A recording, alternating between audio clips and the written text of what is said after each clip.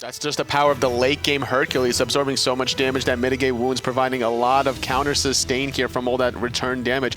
And that's going to allow the Hercules to do a lot of work. And I wouldn't be surprised if this time around, for game number 3, if Obey Alliance try to get that Osiris early on and maybe find a return solo kill onto Dimi. I'm sure that maniaKK is definitely looking to redeem himself. He's not exactly a player that likes to be soloed by any means. I mean, no solo laner ever wants that to happen, Never. especially not at LAN, but maniaKK, more importantly, is probably one of the most aggressive solo laners here, and for him to be the one getting solo, I don't think that he's excited about that in the slightest. It's been a while since he was at LAN, ever since Season 2, but he's back at full force, doing a good job thus far for his team, getting into game number 3 here, but he's been focused a lot in terms of the picks and bans. NRG have shut him down in the early stages, banning away this Bellona and Ravana, but this time around, NRG are with the first pick. And with the first ban being Terra instead of that Bellona, Alpha, how are you feeling? Do you think that Terra was such an impact and a force in that last game that NRG just needs to take it? I think it would have been any support and they would have done pretty much the same thing, just the utility out of the Terra ultimate in that late game allowed Obey to go a bit further and a bit deeper than NRG were comfortable with. And once more, the Circuit they finally found a way to make it work, Obey, and they're just taking it away now because CaptainTwig is starting to feel in the groove with that pick. Just take it away from him. And with Circuit being taken off the board for Obey, what direction do you feel that Twig is going to be leaning towards? Home Batz or Thor. I really think he may even bring out Thanatos. What about Chang'e? Chang'e hasn't been picked or banned yet this set. Maybe. Maybe? I don't know. He hasn't really played it so much recently, and, well, Bellona has been let through the picks and bans, and she's going to be first pick, but you could also see the Hebo, because every single time there's been a potential Chang'e pick, that Obey have also said we can also pick Hebo here. Well, NRG actually has been in the first 2 selections, been picking up the God for Dimi. Do you think that that's like part of their plan? That just because normally you don't expect to see a solo laner picked up so early on. I think that it's just giving him the comfort pick, because at last LAN he got soloed a fair few times. Maybe he wasn't really feeling too confident and comfortable going into this LAN. Just give him something that he can perform well on, give him something that he's going to do well with and out pressure with. So it's a good pick, this Bellona early on. And with the Bellona and the Huyi being locked in for NRG, we know that emilitoo is crazy with that Huyi, but the Ravana, where do you think that's going to go? I forgot that he was a potential pick. That's jungle. That is definitely a jungle Ravana. He's going to start most likely Sunder and use that overhead kick for his immunity rather than the purification beat. And I mean, there's been a lot of talk lately about Ravana jungle, and most people back at home probably aren't as familiar with it. What does Ravana really provide in a jungle aspect? He provides a lot of single target lockdown and damage amplification with that ultimate, and you can see the Osiris being hovered here, giving maniaKK that comfort pick of the Osiris, but you can get very early kills and very early aggression with that Ravana and be very difficult to deal with, especially once you hit level 5 with that 50% damage mitigation from that Mystic Rush. So it's a good aggressive pick here from Obey. And just looking at the top 3 selections already from both sides, do you feel as though one or the other has a slight edge? I feel in terms of the elongated brawls, Obey Alliance definitely have that advantage, but if it's going to be over and done with within 5 seconds, NRG definitely take the cake. Well, it's going to be up to emilitoo to see if he can hit any more of these very fortunate triple bounce ricochets that we saw him do actually against you guys in game number 1. But you guys did bounce back in games 2 or 3. But this time around, there is going to be no more games after this. Whoever wins this goes on to the next day. And I mean, you say fortunate, but every ADC will tell you all day long that it's completely calculated. There's never any RNG bless up involved when it comes to Huyi especially. But you are right, totally. Whoever moves on to this will actually get a chance to face either, well, Alpha, your team, Rival, or Luminosity. Well, it's going to be us, definitely. It's going to be you. Yeah. Still that confidence. Hey, confidence is key to everything. You can't go into a game not confident. You can't go into a game saying, oh, we're going to lose, because then you will lose. Well, I think your sponsor wouldn't be very happy with you either. No, they wouldn't. If that were to happen. But getting back to this game number 3 here between NRG and Obey Alliance, Nemesis and Fenrir, Obey eliminates. Why do you think? Nemesis does really well against a very tanky-oriented lineup that they've gone for here. Obey, they're going to draft another front line in their support, so that's 3 front lines. Nemesis will just destroy that. Fenrir, good single target lockdown, and it stops Ravana doing what he wants to do in the back line. And I do like the Vulcan pick here from NRG. Vulcan has been touted as one of the best picks up against his Ravana because the meatball forces the overhead kick and forces his immunity. I like the idea to ban out the Nemesis, but the Fenrir I don't really agree with because there's just so much utility that you can potentially have with the Vulcan in terms of Thor, maybe even Mercury trying to find some setups. The Fenrir in general seems a little bit outdated, but on the flip side, NRG are targeting some mid picks, banning away the Ra and the Zeus. Poseidon's still on the table, though. Could we maybe expect to see PrettyPriMe bringing it out? I don't think so. It's a good pick. It could potentially be brought out, but it doesn't seem to me that it is a PrettyPriMe pick. If anything, he might even go back to the Nox. Or a Thoth, potentially? There you go. Just like that. You called it, and there's the talk. Oh man, PrettyPriMe, it just thought this seems very suited to his playstyle considering the single target kind of ultimate, and he loves lining things up. I mean, I think that's why he was so determined to become the Vulcan, because he just wanted to be that guy that hits every single ultimate. And what's more, Thoth does well against the Vulcan because Vulcan has one of the most ridiculous ranges in the game with that Earthshaker ultimate, but Thoth, he can start to outrange that with his regular abilities as well, not just his ultimate. So he steps away from the fight, make sure he's away from the Hui, away from the Bellona, and just is safe enough to use his ultimate against NRG. And with the Nike being hovered, if Nike were to be selected and locked in, do you think that there's a slight possibility that it could be a Bellona jungler support? If anything, it will be a Bellona support, especially if that Kuzenbo gets locked in. Kuzenbo does extremely well from the solo lane because he needs the farm to get ahead to then be useful on that front line. If he's behind, he just gets blown up irrespective of his abilities. The home Batz, though, has been let through and has been picked up. It's a great pick, just disrupts the fight from Obey, and home Batz is one of the few junglers that can actually get onto the Thoth. And NRG just having a little bit of fun there with their picks and bans hovering selection screen. But you can tell already looking at the NRG draft, circles are priority. You've got Bacchus ult, Batz ult, Vulcan, Hui, Bellona. Every single one of those ults involves a pretty massive circle, so AoE seems to be the game plan for NRG. Fighting in the jungle for NRG is going to be the key component to their strategy, similar to game number 1 whenever they had that Cupid as well, but the Ares locked in for that cripple, going to make things really difficult here for iRaffer specifically. I think that's a very spicy last pick selection and a risky one at that, but sometimes when you're in game number 3 to determine who's going to move on to the next round, risk it for the biscuit, most definitely. So, Alpha, what do you think? Up until the Ares pick, I was thinking NRG were going to take this game, but with 4 non-CC immune ultimates on the side of NRG, I've got to go Obey. Anatoliy? I got to give it to NRG. Obey's strategies just seems a little too risky. I actually really like Obey's draft personally, but now it's time to find out who's going to be taking it in game number 3. We've got Aggro and F-Dot for it all. Big fan of this Ares selection, and I think AlphaJackal said it on the desk perfectly. There's just no built-in CC immunity on the side of NRG. This is a great pick from emilZy, and for me, this game it revolves entirely around his chain hit percentage. Yeah. How many chains can he hit on the right targets at the right time? His positioning is also going to be key. Usually when we talk about positioning, it's in terms of hunters and mages, but when you're playing Ares, you think you're still the Guardian, and you are tanky, yes, but you don't have any peel for yourself. You are in and you are fighting, and that's basically the end-all be-all. So if emilZy can be consistent with these chains, hit them, find the right targets with the no escape, this Obey draft can just absolutely snowball the game out of control. It's just a matter of if they're going to be able to do just that. Yeah, it's going to be a very interesting setup. So at the top of your screen is a little bit mixed up. Obey will be on the right side, NRG on the left.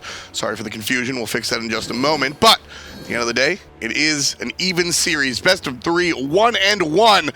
The winner of this game will move on to the next step of the bracket. Right now, this is what it all comes down to, man. This is the set that we were expecting to have. 3 games of intense action, and I think we're going to get it here. A lot of aggression possibilities on every lane, basically. The side lanes in particular. Osiris up against Bellona. Hui up against Cernunnos. emilitoo is the one to watch for me on terms of energy. I already talked about how emilZy is going to be the one for Obey, but for energy, how can Emil perform on this Hui? It's been banned away from him both times this set. for good reason. Interested to see how well he performs. Emil's here, along with his team, because of a triple bounce he hit by the Gold Fury in the Gauntlet. I mean, sure, it's a lot deeper than that, but you can absolutely point to that play and say that was one of the bigger keystones of what made NRG get through the Gauntlet. So you give him the character one more time, you gotta be careful. Twig and Adapting both invading the opposite jungles. Adapting got the speed solo all by himself, so that's quite a bit of farm for him, but Twig's going to do the same to this blue buff. One of the advantages of the Ravana jungle is that he is a little bit tankier. That passive's going to help him tank up those camps without much worry, and so he'll be able to kind of just go around the map all by himself and take out these camps. maniaKK takes a little poke from the minions and looking to dish it back on a Dimi who gets in Sunder. trouble. There's going to be the Sunder, and no wonder the first blood is right there, and CaptainTwig on the Ravana jungle picks it up for Obey Alliance. This is the entire idea behind Ravana jungle, is early leads. Ravana is one of the best in the game in terms of early fighting, and when he gets a lead, you can't manage him. He's too mobile, he's too slippery to lock down, it does too much damage. Now, if NRG can knock CaptainTwig behind, for my money, I don't think there's a worse character in the game from behind than Ravana, but from ahead, he's absolutely dominant, and there's a good start for Obey. Right, you've been very critical about this Ravana pick, which I think we're going to see a lot of. Players really like this pick, specifically in the jungle, where you're not so much on board. So maybe we'll talk a little bit about the bad parts of it, should CaptainTwig get behind. But let's focus on the positives real quick. What does the Ravana jungle bring? A ton of pressure in the early game. Good CC, he's got good mobility, as I mentioned, in the middle of these team fights. He can really juke out a lot of abilities with that overhead kick and his ultimate on top of that. A good lockdown as well, his gank potential solid. There's a lot that seems really great about him on paper, and in practice, when you get ahead or you're even, those things basically all come to fruition. It can work out beautifully. He does not scale well into the late game. He's never scaled well into the late game as a character. Loses a lot of effectiveness as the game continues to go on. Now that has been mitigated a little bit with his ultimate change, where if you get hit by it, you're taking more damage from all sources, so it acts as a mini Sunder basically, and that makes him transition to late game better than he ever did before. But from behind, the entire idea of Ravana as a character is that you're getting off multiple Prana onslaughts. That first ability, the short range force palm, basically. And it does good damage with one, but if you can get 2 or 3 rotations off on a backline, it will ruin them. And if you're behind, you never get that opportunity because you're just focused down too easily. If you're ahead, it's nearly unstoppable, and so that's what Obey is really looking to do, is get CaptainTwig ahead early, especially with that Sunder. That really ups that damage output, not only from the Ravana, but from the rest of the team as well. This is an all-in. I think both teams understand that this is the best of 3, and they're in game number 3, right? They're done calling and knocking on the table and pushing a chip ahead, or they just shoved everything together. Yammyn, I want to buy an Aegis for that. Adapting, I want to buy Beats for that. But I'm CaptainTwig and I'm playing Ravana jungle. I have to buy this Sunder because all my chips are on the table for this one. Absolutely have to get ahead. Right now, he's doing that. He needs to continue doing that, and that's why we see Obey on the invade right here. iRaffer jumps in, Adapting uses the ultimate. CaptainTwig forced out of it, gonna jump up and down. Ultimate from the mid lane, and iRaffer falls down. It's Twiggy with 2. There's the no escape coming out of emilZy. Doesn't get anybody, but the purification beats from Adapting go on cooldown to prevent that pull in. Speed buff did go NRG's way, but it doesn't matter. Obey get that kill. And right here, the follow-up. NRG still around and kind of ready to fight here. Obey not going to shy away from it either, however. And left side, NRG not feeling it. And there you see the Mystic Rush coming out of Twig. It was on to iRaffer as the damage dealing source, not only to get out of a little bit of damage, but to make sure that iRaffer was taking as much damage from the team as possible. And that's what's making this character so heavily prioritized right now, at least from what we're hearing from multiple teams, that Ravana is going to be the secret pick that a lot of teams are pulling out, specifically in the jungle. That ultimate is a big reason why. Yeah, I mean, it's a 10% damage increase on a tanky character like iRaffer, who's naturally tankier earlier because of the way that passive works. Plus, he's starting off with the tank boots, so absolutely the character you want to go ahead and jump on in these early exchanges at the very least. emilZy, CaptainTwig, duoing up against iRaffer and Yammyn and the rest of NRG get the better end, at least in terms of those mid-harpies on the right side. But Obey still up about 500 gold early on, and this is good for Obey, not only because of the fact that they've got this Ravana jungle, they've got good late game in the Thoth to kind of hand the ball off to whenever this lead starts to dissipate or whenever the game starts to get a little bit later and Energy's composition starts to come online. And Prime is done full stop all the way in with the Doom Orb. Like you said, it's all in for basically everybody on Obey right now. And PrettyPriMe not worried about, you know, if he dies or doesn't have the damage output later on. He's just going to try and one-shot someone as soon as possible. That's always been Prime's playstyle, and I love it. He is never bunting for the dribbler. He's always swinging for the fences. He wants to find the big hits, the big shots, and he won last game with one of those big shots. Double kill into the follow-up kill to make that a triple, and his team walks in and takes down the Titan. That's what Thoth is going to look to do here as well by way of the final judgment. iRaffer and emilitoo just hanging out on this left side. There's not a lot of pressure for either side, but emilitoo is the one with the very slight level lead, 9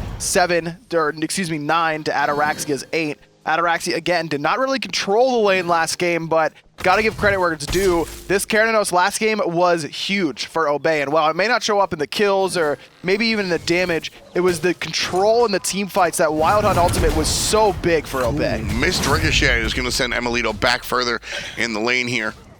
As Ataraxia gets dominance here on the left side, and it's going to force a little bit of help from CaptainTwig. If you have the dominance, go even further, and CaptainTwig's going to look for the gold here early on with PrettyPriMe, perhaps too early on, and as soon as NRG shows up, Obey walk away.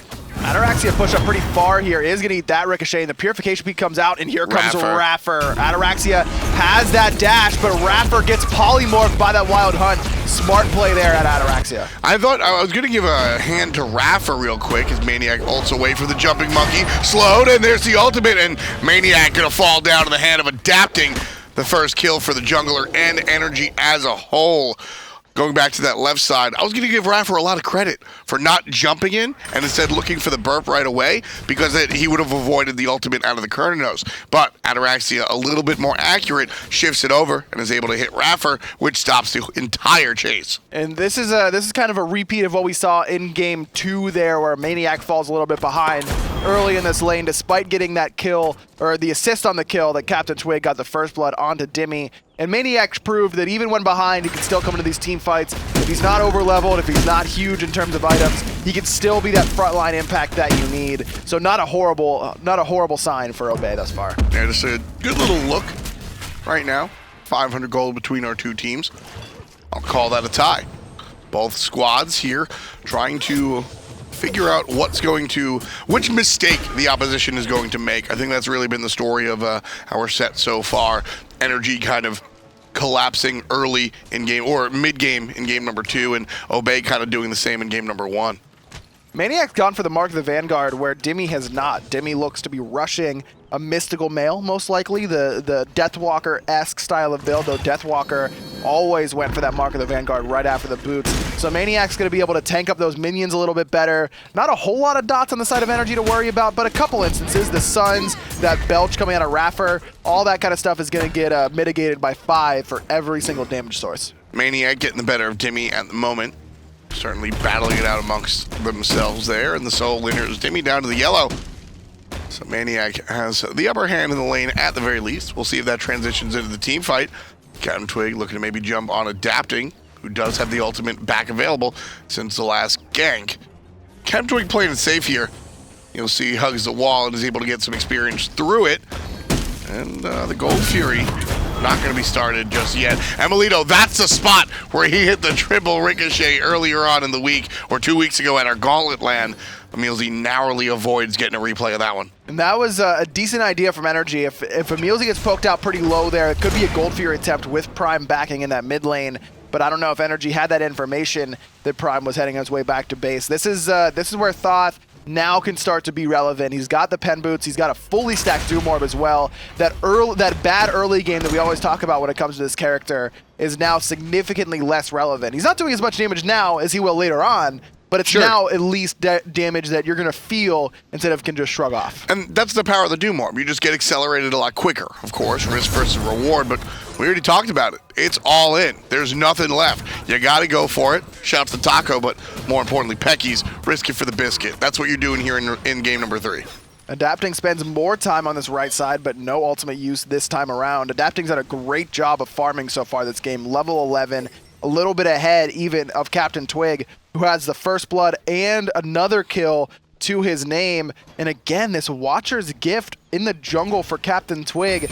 I understand the idea, but as a jungler, I don't think that spending 800 gold for a non-offensive or defensive item, an item that just accelerates your farm, is necessarily the right call, especially whenever you're playing a character that wants to dominate right around now. 13 to 14 minutes is where Ravana is going to do the majority of his work. And so, I mean, I suppose if this means CaptainTwig gets another tier 1 item around that 13 to 14 minute mark, that could be a little bit more valuable than getting this Jotun's Wrath online a little bit earlier, as the Oracles get split between NRG and Obey. See, that's the key for me, is the character that he's playing there, Ryan, is the fact that if he was playing a different character, I think I could sit here and say, the jury's still out. I want to go home and do the math and see if it will accelerate an item more so than if he had not spent that 800 gold. But since he is the Ravana, the character that needs to stay ahead, we've stressed that is a big part of this pick. I'm with you on it. I think this might delay it just a little bit at a prime point for when he wants to be active. Gold Fury, started by the guys at Obey, brought down about half HP. But iRaffer and emilitoo show up, and iRaffer with one of the better abilities on the Guardian kits to really secure objectives. His presence alone is enough to make Obey walk away. PrettyPriMe could have tried to full commit to that Gold Fury with the Final Judgment. Obey as a whole could have tried to do that, but as you mentioned, Bacchus is the objective stealer in terms of Guardians, can really do it well. Obey really lost game 1 based off of a hasty Gold Fury call. No problem with them just backing off in that scenario. NRG now have control over 2 of the objectives at the same damn time. Portal Demon right side, Gold Fury left side. The Gold Fury is leashed. Portal Demon Maniac shows up. There's the ultimate out of the monkey, and it's going to go to NRG. Obey had to choose which one to defend, and they choose the Gold Fury. I think they choose correctly, but NRG gets something. Yammyn, on the other hand, PrettyPriMe gets him. Yammyn is in the wrong spot there. Dimi had it ult away. Great job by Maniac controlling 2 members and forcing Yammyn into a bad spot. Ataraxia takes half HP from 1 ricochet stun, but there's still 5 members of Obey here, and only emilitoo and Dimi coming. Well, the rotation out of it, Dimi is going to be a big part of what might stop this Gold Fury. But Obey take it, and they take the life of emilitoo. Dimi's next on the menu. Chomp, chomp, PrettyPriMe be eaten. iRaffer's in the middle of all 5 members. Maniac's gonna make a bay, and look at him on the player cam down there saying, come on, keep on coming. We got the conveyor belt of NRG members coming in. 3 kills there and the objective on top of it. Obey now up 6-1. Line them up. It's a feast for Obey right now. 6-1 with bad luck 13 on the clock. And it's been good luck for Obey as they catapult themselves up 3,000 gold in the lead. Adapting doesn't even get his speed as the rest of Obey knocks down 2 tier 1 towers. Another 1,000 gold in Obey's favor. Adapting finds the Fear no Evil onto CaptainTwig, but the Vulcan ultimate from Yammyn is not on the mark. And it's Ravana. He's tanky by default. He's able to get out of there no problem, even despite Adapting rolling a couple of 6s and getting some good crits. Just not enough to take down the Ravana jungle. I don't get to say this very often, but that kill being dropped is on Yammyn. He missed an ability, and one that is easy, that's a guaranteed hit every time off the Fear no Evil. Yammyn, this Vulcan pick was clearly to take it away from PrettyPriMe. May have been a little hasty in doing so. NRG trying to sneak a Fire Giant here. I like this call. Maniac's on the right side, but I don't know if he knows this is happening. He has no clue. I love this call. Classic NRG. Obey have the wool over their eyes. Oh, now he knows. But even still, it's an Osiris. I don't think Osiris has a chance to steal this one. Dimi's going to get in trouble because of Maniac, but the communication. No time to leash. They have to commit. NRG's going for it. They're able to pick it up, but they lose 2 members right off the bat. Ares is going to pull 1 as well. This could be devastating for the entirety of NRG's game here. iRaffer going to fall to the wayside as well, joining his teammates. 3 down on the side of NRG, and Obey take those 3 kills and put themselves at number 9.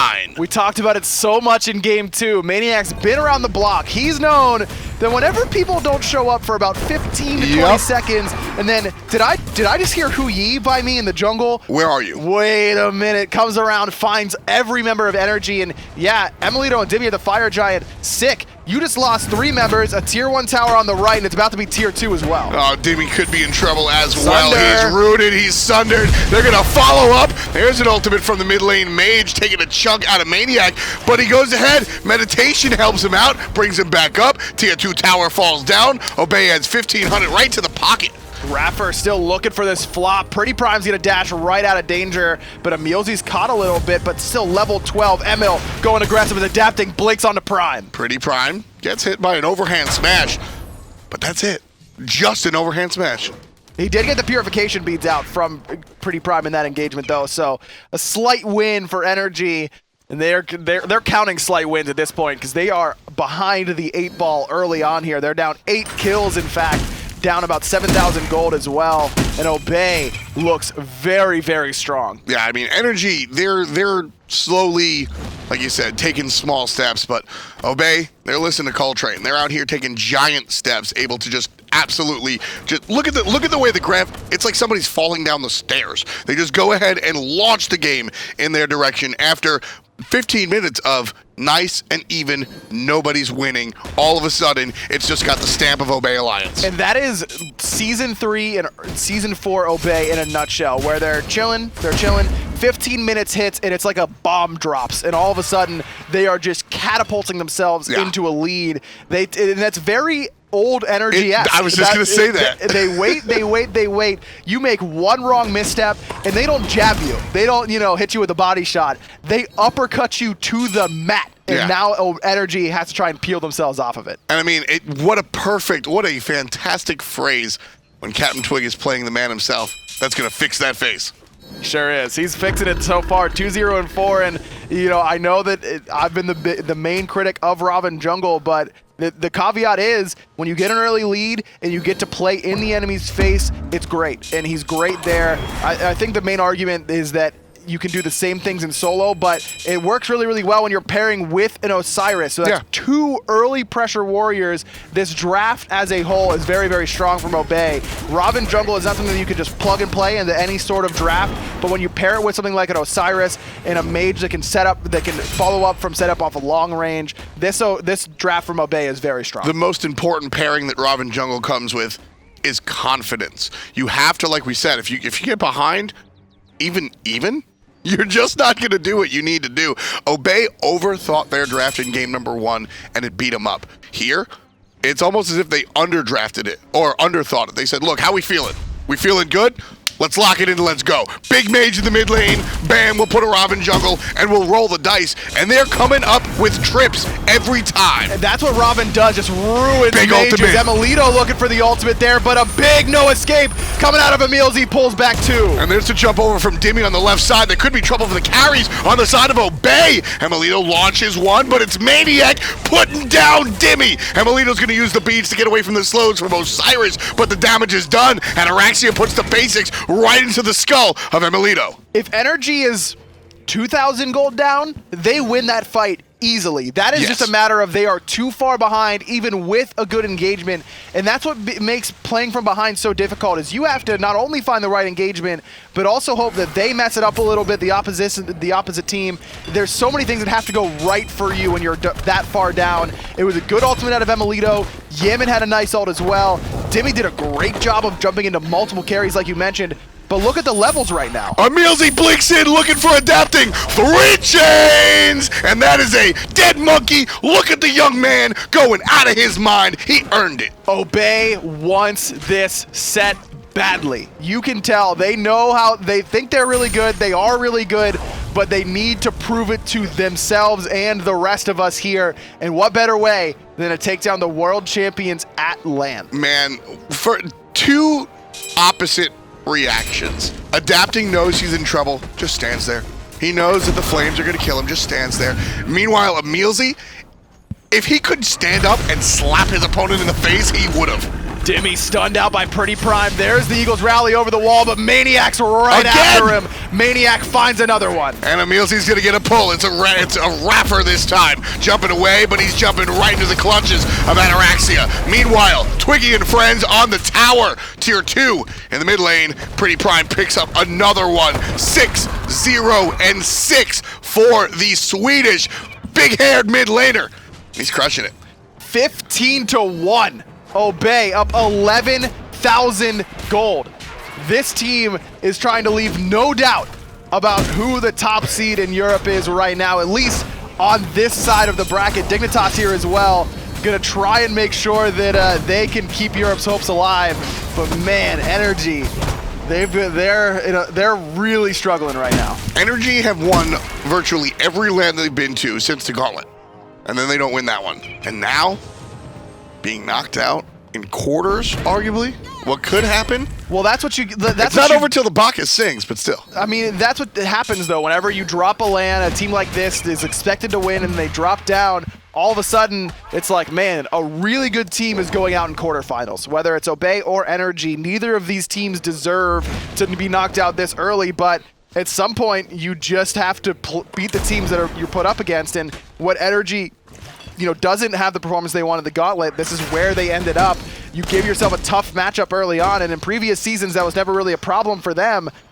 But Obey certainly seems like they're one right now. Yeah, I mean, this is one of the more dominating performances we've seen against NRG. NRG are usually, when they do lose, it's close, it's a little bit of a mistake, one team fight here or there. This is Obey handling the defending world champs. Fear No Evil was on to CaptainTwig there in the mid lane. Did use his purification beads and adapting blinks away from that Lord of the Afterlife. Ataraxia comes around the side, hits Yammyn with the Wild Hunt. He's on the run between the two warriors. He's gone. Chasing him down on the right. They ruin the mage. CaptainTwig finds his third kill, and Obey continues their reign of terror. Mid lane tier 2, gone. The Phoenix, that's gone as well. Left side as Obey shifts over here. NRG looking to play defense. No tower available, but Obey gonna wait for the minions. As they filter in, this will make the Phoenix easier to kill. Dimi adapting an emilitoo here, ready to play defense. I don't know if there's anything they can do. They don't even try. Gone. Left side Phoenix gone now. Only the right remains. emilitoo throws the mark over the wall, trying to give himself a little bit of vision, but he can only sit there and watch as that marked target marches down that right side. Yeah, Obey, they're rolling stone. There's nothing stopping them here. NRG, they're over 10,000 gold in the hole. Right now, their right side Phoenix is taken down. This is a best of 3, and the games are tied. This game specifically, certainly not so much. Obey are not only in the driver's seat, they're ahead, they're in the pole position, and they're launching towards the finish line. There's a clear reason why I'm not a coach, because like we said, game one, Obey has a slight lead, NRG comes back, they win it. Game 2, NRG has a slight lead, Obey comes back, they win it. Obey said, we're just gonna take the lead, and there is zero chance we give this one up, not sticking to the script as the first 2 games did. 16,000 gold at the 23-minute mark. 16,000 experience as well. Still at the 23-minute mark. And NRG, they've got 1 kill. Uno. I didn't realize it was 1 kill, Aggro. One kill. I straight up just did not realize it was a single kill. NRG have been just completely shut down by Obey. This has been a dominant performance by one of these teams that are in the conversation for the best team in the world. It all goes back to that Gold Fury where Prime gets multiple members and secures the Gold Fury at the same time with his ultimate. NRG could have stabilized from there, but they went for it all. They went all in on that Fire Giant. It did not pay off, and this is the result. Obey making their final push here. Ultimate from the Vulcan already used on NRG's side. All of the ultimate Sam's Dimis are gone. CaptainTwig takes down emilitoo. NRG Esports on their last leg. One's down. Adapting on the backside could be 2, but instead it's going to be Dimi. That's the second one down. Adapting, trying to battle it out. PrettyPriMe gets 2. And there's 4 as Yammyn is falling down. Obey filtering in here. They are energized. Ladies and gentlemen, in the quarterfinals, NRG Esports, the defending world champions, have fallen. There is a new king on the block, and it's Obey Alliance. Obey get revenge for losing at the World Finals. Can you imagine how good it feels for Twig, PrettyPriMe, and Ataraxia to come back and beat the team that knocked them out in the World Finals last year? Some sweet, sweet revenge for this squad. I just can't believe it's the quarterfinals only, and NRG's already out. NRG, this is not only, like we said, 2 weeks ago, they lost their first LAN in years. This is the earliest that we have seen NRG leave a LAN in possibly forever as a unit. And this has just been out of control. Obey absolutely earned their victory in game number 3. What a sight to see. We talk about it all season long. There has never been a more competitive season in Smite. And if you don't believe us, there you go. Watch the tape. There you go. NRG, that has dominated every LAN for the last few years, like you mentioned, is now out this early on. This is an exciting time for Smite Esports, man. I can't wait to see what happens with the rest of the weekend. Bunch of these players made it to finals at Worlds and come up a little bit short. maniaKK plays not last year basically at all. It's now absolutely stepping on the defending world champions. There's a little bit to break down, but ultimately Obey moves on to the semifinals. We'll dive into the details with Anatoliy.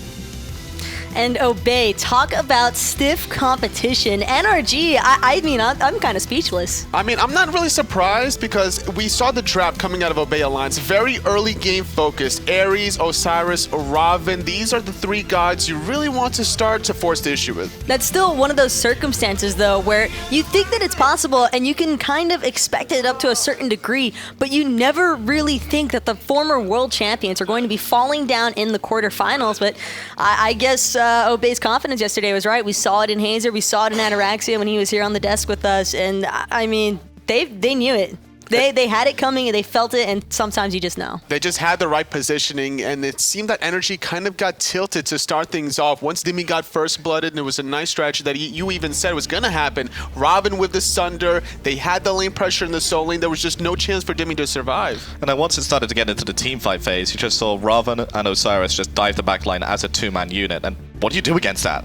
There's a slow, there's a root, there's damage amplification, there's nothing that you can really do to peel 2 aggressive warriors. And you were even mentioning, like where's the Khepri this whole set? Their Khepri wasn't picked, there was no defensive supports, right? There, no Geb, no Sylvanas, none of those options. Instead, going for the aggressive Bacchus for iRaffer just didn't really pan out for him.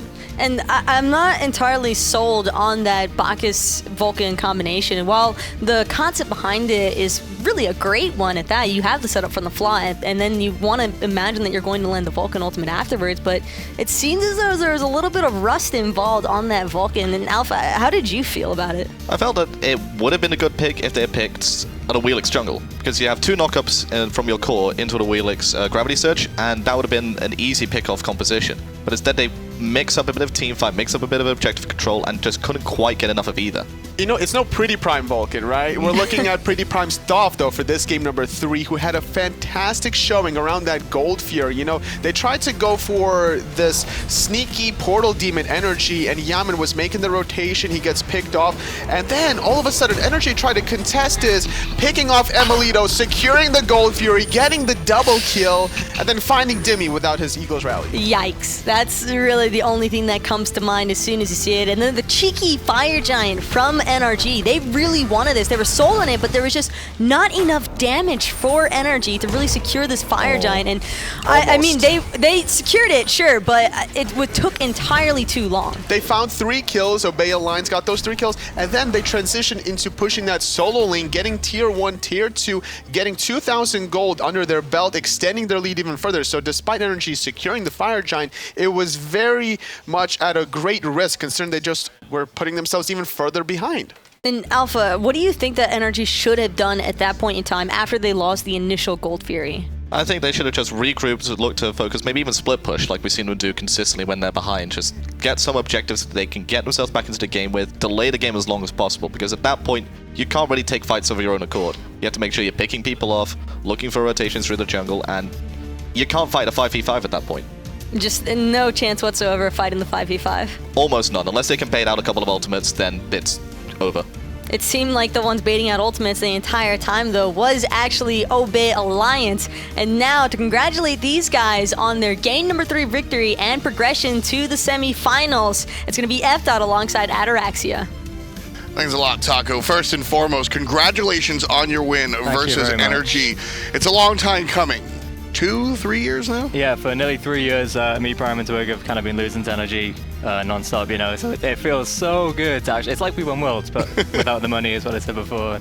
But it's such a great feeling. So normally I introduce, you know, hey, your player position, right? He's Ataraxia, the hunter, he's the captain of Obey, also the captain of Titan. I think that's important to mention as well, considering that that's part of the legacy. And I want you to touch upon that legacy. 2-time world champions NRG get toppled by you in the quarterfinals at LAN. There's been a lot of chatter about Obey being one of the big boys. You did it. You beat up NRG. What do you think about the long-lasting implications of that legacy? I'm just going to take it a day at a time, to be honest. I don't want to get ahead. I hate when people said, going into this tournament, people expected us to win, and that's the first time I've felt that in a very long time, and it's crushing pressure, and I honestly don't like it. So hopefully people think we're bad, and you know, it'd be nice to win without people thinking we're going to win, but I don't think that's going to happen, is it? I mean, you guys certainly, if there's any people out there that were doubters, I think you shut them up. Your play, not just your individual play, but the team. I actually pointed out to Aggro, who was off screen, we looked at the player damage, and your solo, your jungle, and your mid lane were all within about 200, 300 damage of each other. What's it like having a team that is truly one unit? It's excellent, you know. We've always had I've always had a history of people saying our teams aren't mechanically good, we're just good team things, and that's something I've always hated, because especially Prime in particular, he's got such a, you know, he's a mechanical beast. He is probably the best mid laner, and always has been, but people, you know, he's quiet and people don't really notice it. But it's better to be known as a core. If people don't stand out, you're not reliant on one player, then I think as a team, you're just more solid, you're more grounded, and it's just a better atmosphere. Well, you mentioned your team being a unit. That's the 3 of you. You, Prime, and Twig. It's the 5 of us now. Well, no, it's the 6 of us. Hazer's been there too. That's what I'm getting to. You've added maniaKK and emilZy here this year, right? Talk to me about what kind of impact that emilZy has made, normally known as the brainiac of the scene. I'm going to say this right now, that if we win Worlds this year, I guarantee it'll be because of that little ginger. He's so good at Smite. He's an excellent team player. He's mechanically awesome. And if we do it this year, it will be because of him. And he's excitable. We saw the blink play onto the monkey. We just saw him screaming. I mean, I heard him. What was he saying when he shut down adapting? Well, there was like, oh. And then there were 2 people like, emilZy, don't go for him, man. We've got this lead. Don't risk it. It's 2v1. And he just blinks. He doesn't say anything. He blinks and he goes, he just screams off, pops off, and yells at Kenna. And totally worth it, you know. I mean, maybe not if we lost the game, but I don't think, you know, that's just us being scared. And it's really good that even though we tried to calm him down, he still went for it. Those are the plays that, you know, we talk about the numbers and how emilZy is such a cerebral player and everything, you guys together in that dual lane.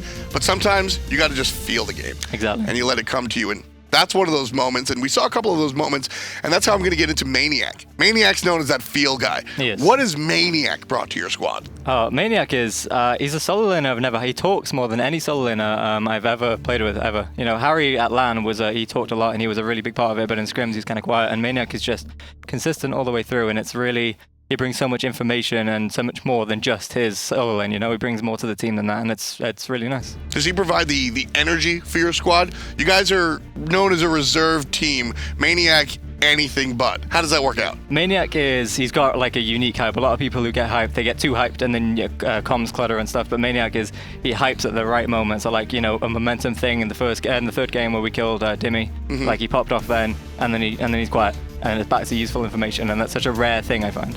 Yeah, it's definitely a big part of what has made you guys successful. Not just maniaKK, not just emilZy, but everybody really coming together and making that sort of gameplay experience. We see it on the field.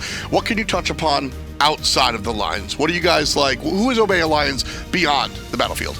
I think, you know, I'm going to go for the cheesy answer and say we're a family.